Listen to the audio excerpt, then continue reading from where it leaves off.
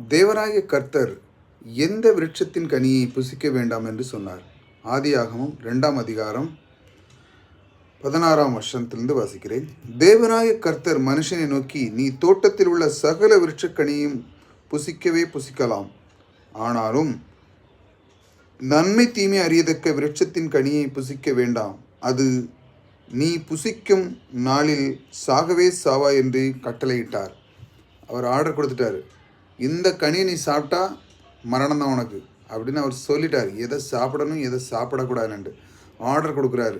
அதாவது நம்ம வீட்லேயும் அப்படி தான், பிள்ளைகளுக்கு இதை தொடாத, அது இதை செய்யாத அப்படின்னு ஒரு கட்டளை கொடுக்குறோம். அந்த கட்டளைக்கு அவங்க கீழ்ப்படிந்தான்னா அது மிகவும் ஒரு தேவனுக்கு பிரியமாக இருக்க போல தகப்பனுக்கும் அது பிரியமாக இருக்கும். பிள்ளைகள் எப்படி அது கட்டளை கீழ்ப்படுகிறார்களோ அதே போல் தேவன் அவருக்கு ஒரு கட்டளை கொடுக்கிறார். இதை நீ சாப்பிடவே கூடாது, அப்படி சாப்பிட்டா நீ சாகவே சாவா என்று சொல்லிதான் அந்த கனியை பார்த்து சொல்கிறார். நீ இந்த கனியை சாப்பிடாதே என்று சொல்லி அவருக்கு கட்டளையிடுகிறார். அதே மாதிரி பிள்ளைகளுக்கும் நாம் சில காரியங்களை எதை செய்யணும் எதை செய்யக்கூடாது என்று நாம் கற்றுக் கொடுத்தால் அந்த காரியத்திலே அது நிலை பெற்று நின்று கர்த்தருக்கு மகிமை சேர்க்கும். கர்த்தர் உங்களோடு கூட இருக்கிறார்.